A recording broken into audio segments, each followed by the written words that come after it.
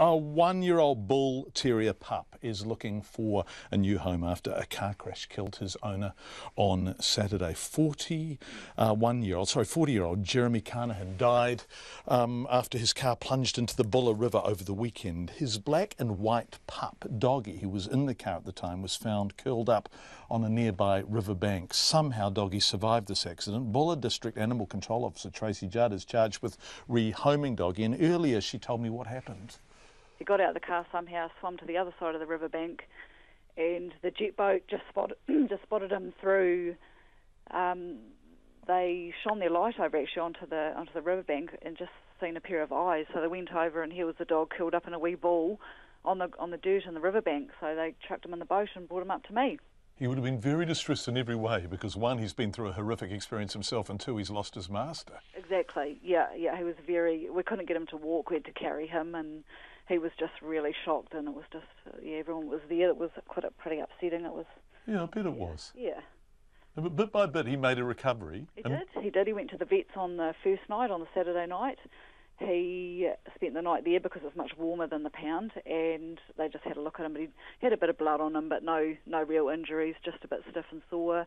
I picked him up on Sunday, took him to the pound, and he started eating and drinking, which was good when I hand-fed him, and slowly started wagging his tail and getting a bit happier as the days have gone by. Well, that's your good care, Tracy.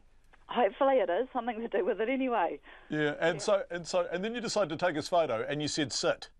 I did. I wanted to take a really nice photo of him because he's got these magic manners. He sits, he stays, he comes when he's called. I walk him off lead and he's just touching my leg the whole way. He never leaves my side. He's been well trained. He's been well trained, and I said sit, and he just sat down. I took that awesome photo of him. So that's a lovely story, isn't it? Yeah. So how many volunteers now have you got to be Doggy's new mum and or dad?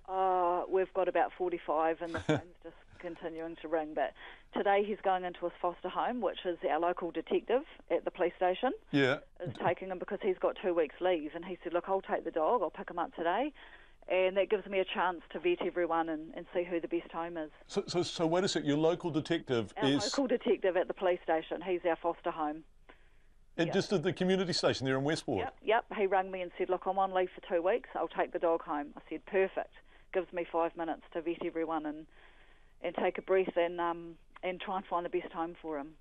What a nice story. Yeah. I mean, it's not a nice story. It started with absolute sadness, but absolute, yeah. It gets better as it goes on, the story, doesn't it? It's going to get even better when he gets his forever home, so. Yeah. Yep.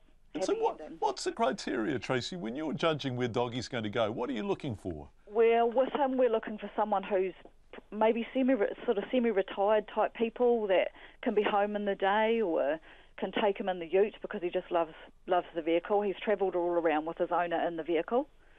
So just someone who can be with him a bit more in the day, and he's not going to be a backyard pet with people that work all day because he really loves people. Yeah.